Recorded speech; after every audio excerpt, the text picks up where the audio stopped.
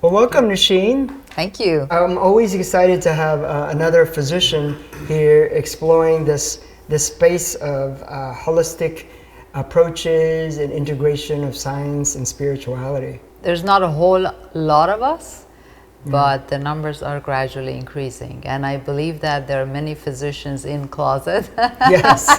that they would come out as they see people like you and me just be open about it.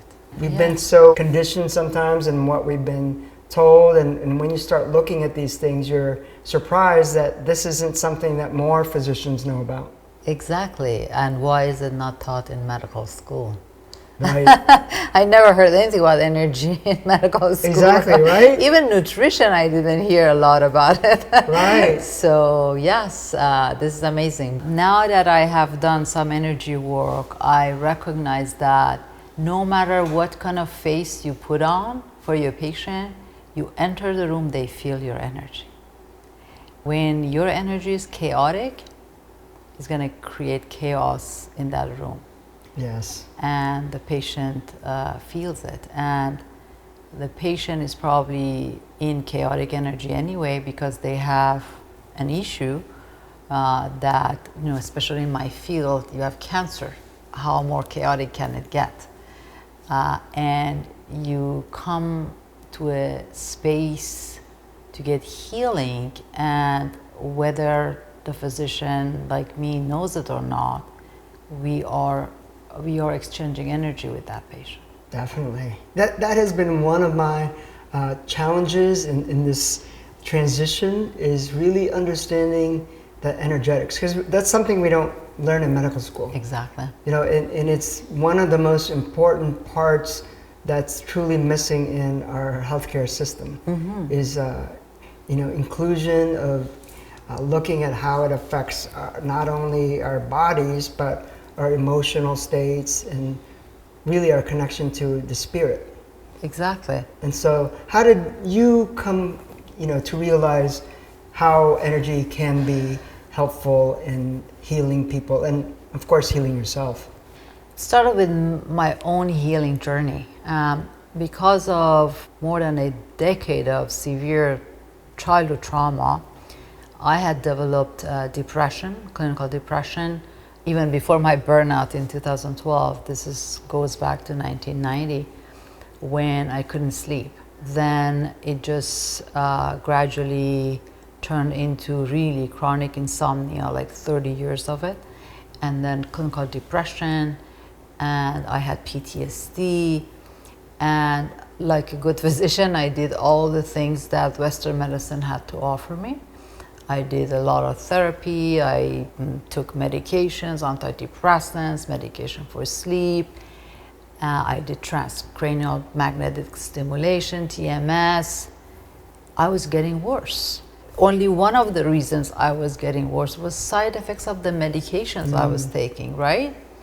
And they don't tell you these things. I mean, they write it in fine print, but even as a physician, when you're in that mental state, you really don't know which is causing it. Is it the depression that I want to kill myself, or is it the medication, right?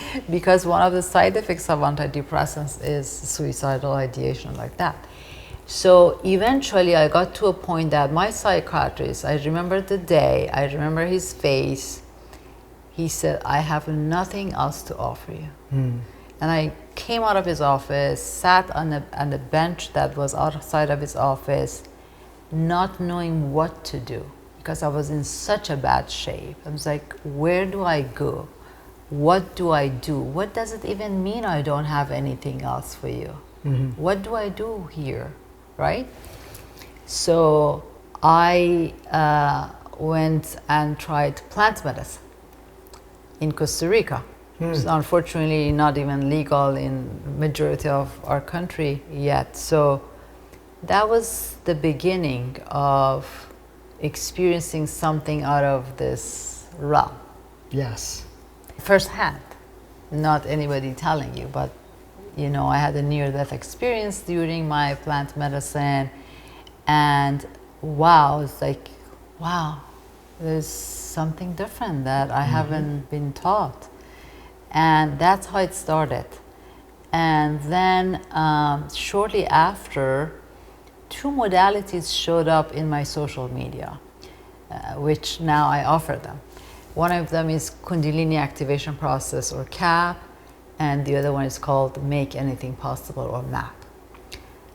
To start with MAP, after 30 years of therapy, my childhood traumas were not neutralized. In 6 sessions of MAP, my childhood traumas were neutralized. Wow.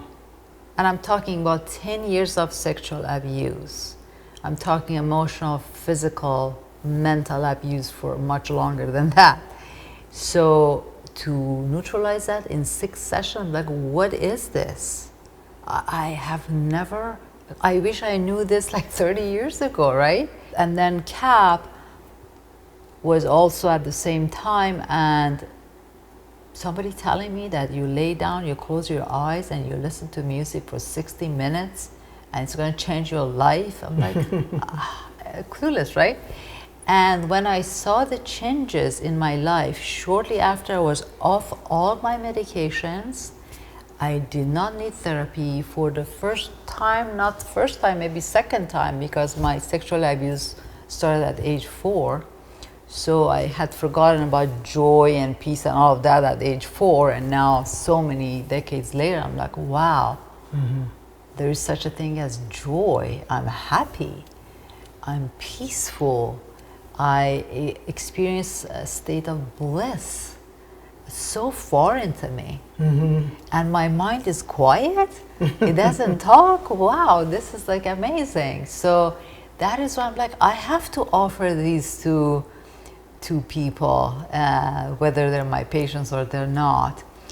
And it has been an amazing journey, but like many of us, we go through dark night of the soul, and hero's journey begins there. And fortunate or unfortunate, we have got here through our own suffering. It's a very unique strategy, because it's not only deals with your cognitive in terms of thinking about the trauma and whatnot, but it also delves into the energetics and can tap into the subconscious. And it's something that can be incorporated with the traditional therapies. So it can be added on to many other types of treatment. So they're very powerful. Yes. And CAP as well, because you always hear about Kundalini, like, what is that? And you hear about it from, you know, the Indian traditions, and you hear about poses that are Kundalini yoga. So there's a lot of different interpretations and different methods, but can you talk a little bit about your particular method? The two major differences between Kundalini activation process, CAP, versus say Kundalini yoga or Kundalini breath, other modalities, is that those other modalities are effort-based. You as an individual, you're doing something. You're either breathing or you're whatever you're doing. One of the examples of it, good examples of it, is Dr. Joe Dispenza's meditation. He has a meditation, pineal gland meditation, which takes 4 hours. And I used to be his student before I learned about CAP and MAP. And I used to get up at 4 a.m. and do 4 hours of pineal gland meditation until 8 a.m. And what it does in that meditation, it basically starts awakening your Kundalini, your root chakra, and with breath and a lot of effort. He was teaching this breath. I had gone to his retreat, and it was for me personally, it was difficult. And then you're trying to bring this energy into your crown chakra. And you can, you know, it can happen, but the difference between CAP and those modalities, that CAP is ease-based. As you have experienced, you just lay down and listen to music. You don't have to do anything. Exactly. And it's a transmission of energy from your facilitator. And the energy, the direction is from your crown to root, opposite direction of the other modalities. And because it's ease-based, because we as human beings are not in charge, because coming from ego, we want it fast and we wanted more. Ego always wants more and faster. We're impatient. Sometimes in those other modalities, a person who is too eager to awaken their Kundalini, they may do more than their system can handle. Because like you know, just like plant medicine or anything else, integration after the modality is even more important than the modality itself. And if you don't give yourself that period of integration, then you can cause side effects. CAP is 100% safe because the energy is in charge. You don't decide what to receive, the energy decides. So I have done this for almost 5 years for myself, and I still do it for myself. I have my own facilitator, and I have never ever had any side effects. I always say the only side effect of CAP is that your life gets better. Also, I'm very excited about your new modality that you just shared with me recently, the BioWell, and it's a way to measure our aura, our energetic system, because it's one of those things that is in the subtle energy world, and oftentimes people don't understand it, and sometimes when you can't see it, then people don't believe it. One of the things that I'm really passionate about, and I'm sure you are too, is empowering the patients. We have to awaken your own inner healer, and you get your power back. There are so many things you can do for yourself. And one of the things that is really fascinating about BioWell, this machine is really a camera, but instead of taking picture of your physical body, take picture of your energetic body. And what is fascinating, because my other passion is about prevention, whether it's cancer or anything else, prevention is the key. When you get a scan with BioWell that shows your energetic body, this is really 6 months before anything happens in your physical body. Wow. Right. So when you know where is lack of balance and you focus on it with so many modalities, then you prevent that thing that may happen 6 months from now. And I think this is the time.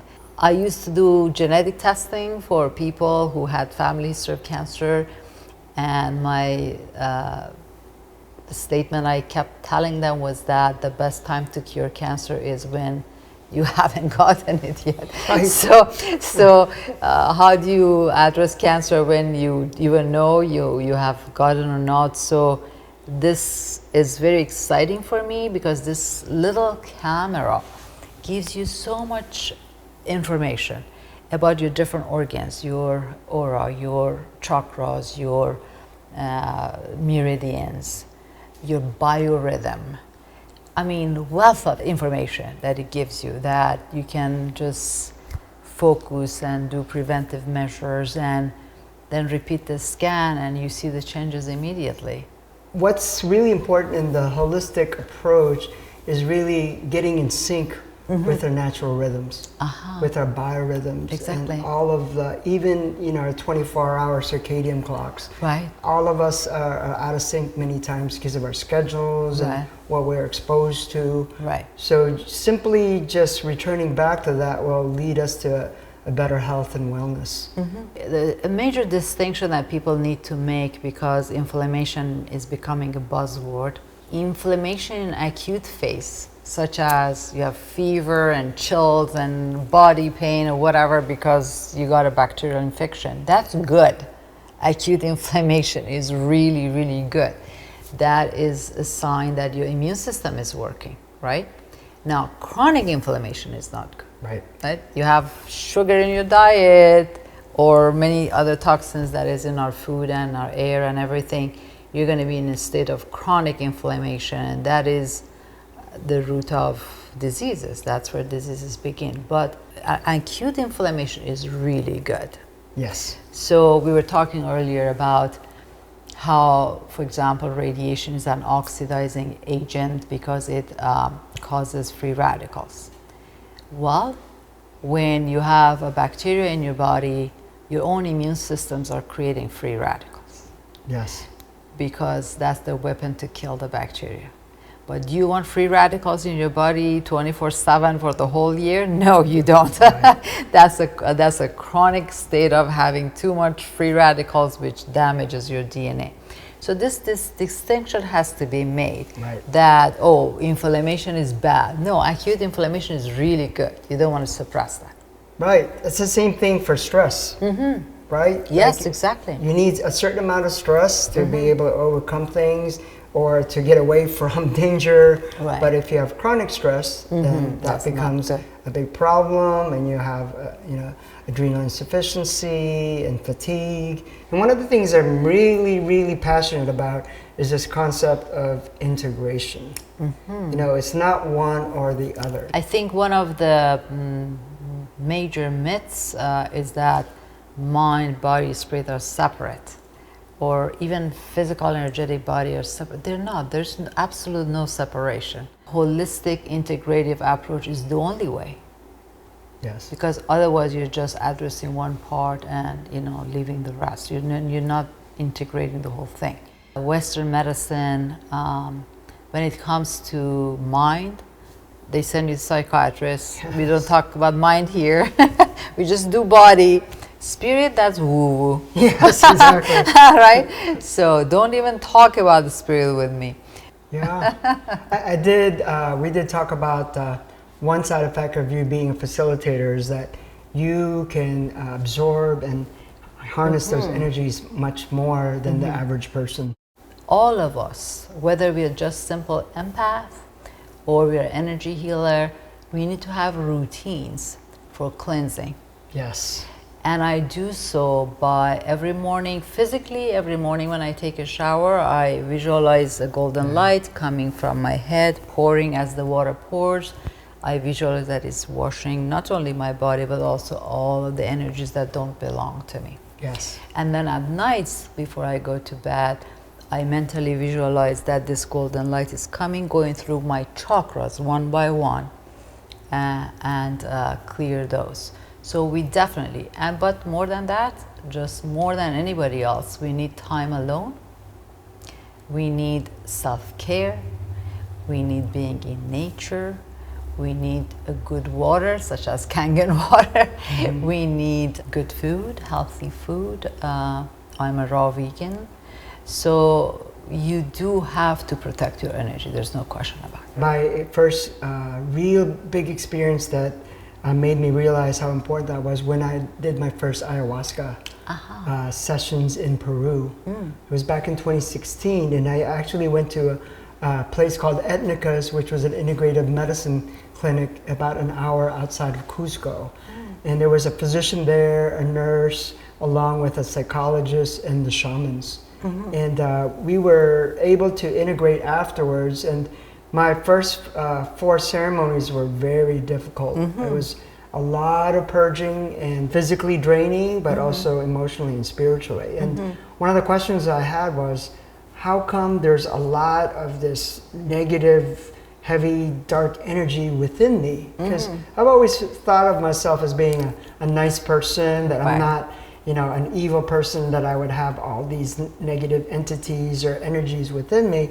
But then, after discussing it with the team, one of the things that we realized was that, all the times I've worked with traumatic brain injury patients and their families, and all of this heavy, dense energy that surrounds that, I never protected myself. And I never, like I said, cleared my energy. So all those years, I absorbed it into my energetic system, and it basically affected me and clogged my ability to have optimal flow within my energetics, but it also prevented me from really feeling vibrant and having lots of energy, because it was like being bogged down. Right. So it's a big problem in the healthcare professions that we're never taught about that it's something really that should be, like I said, taught in medical school, that we have to do these simple practices that protects our energetic field, so that we don't become ill and absorb that. Your bodies speak to you. When I got vertigo, I literally was out of balance. I couldn't keep my balance. That was my body's message to me. Your life is out of balance. So when that vertigo forced me for 3 weeks to cancel my events, lay down in bed, just be tired, just do nothing. It was very difficult for me as a like go, do, right? But my body force was like, no, you stop, you stop. You just lay down, rest, no event, you cancel everything. And then I did a map session, I got a map session. The message was very clear, the insight was received that literally my affirmation was, it is okay to do nothing and just be, and instead just take inspired actions, right? Because when you take time with yourself and you're connected with your higher self, it tells you what are the things you have on your endless to-do list are important to do. The picture I imagine is a bird. You look at a bird, they flap their wings and then they go like this, they float. So it's a beautiful balance between effort and ease. Yes. But we are like effort. Exactly. We just haven't learned the ease part of it. So you do this, flap your wings and then let it go. Right. And the second part of affirmation was, it's okay to take care of myself before I take care of anybody else. Yes. So our bodies talk to us, sometimes in the form of disease. Right. But they have a message for us. Exactly. And we need to find out that message. And once I found that message, I don't have anywhere to go. Yeah. I don't. No. Many people told me you're going to have this for months and months, you're going to have physical therapy. It's gone. That is the meaning of energy, understanding energy and physical symptoms. Exactly. It's finding out what that lesson was that you had to learn. Exactly. People with cancer, with rheumatoid arthritis, with multiple sclerosis, many of them comes from not saying no, being nice. What does it mean to be nice? You never say no. Anybody asks you anything, you do it. No boundaries. No boundaries, right? And then at some point your body says, okay, you're not going to say no, I'm going to say no. No, we're not doing this. When people address those issues, they can have a spontaneous healing. I am convinced that our bodies take it, and then at some point it's like, okay, he's not listening, she's not listening. I'm putting her down. Exactly. Exactly. And I think, both of us definitely are prime examples of that, like our own struggles with health and mental health. One of the interests too, because you're an oncologist, is the concept of cancer and how you treat cancer holistically.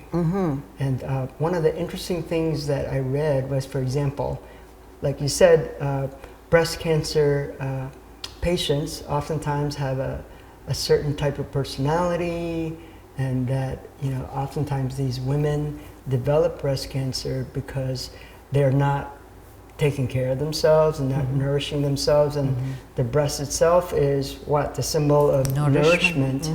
And so if you're not giving yourself nourishment, then it's signaling, hey, this part needs attention. Right.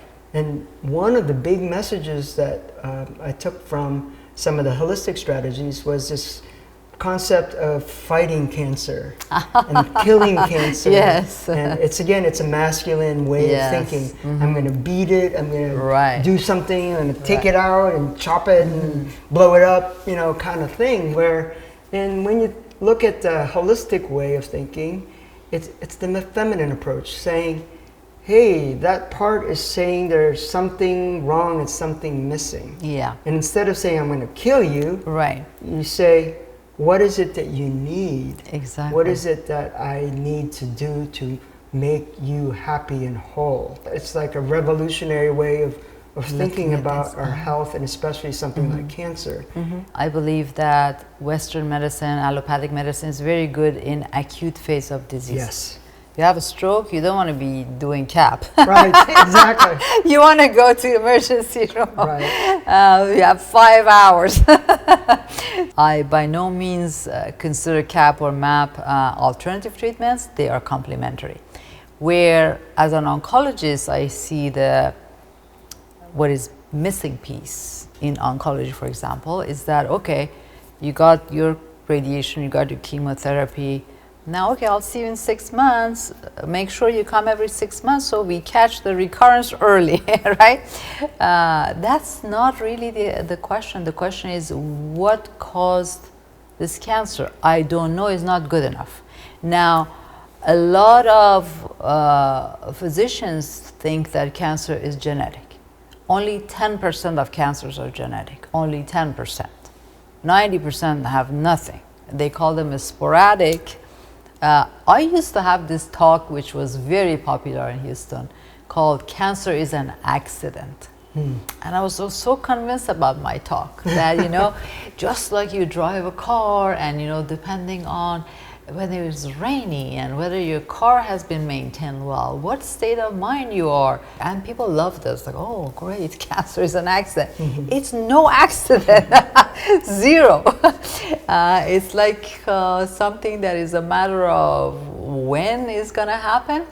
So the reason that I consider these modalities, such as MAP, especially when it comes to cancer, there is absolutely proven link between childhood traumas, adulthood traumas, and serious illnesses, including cancer.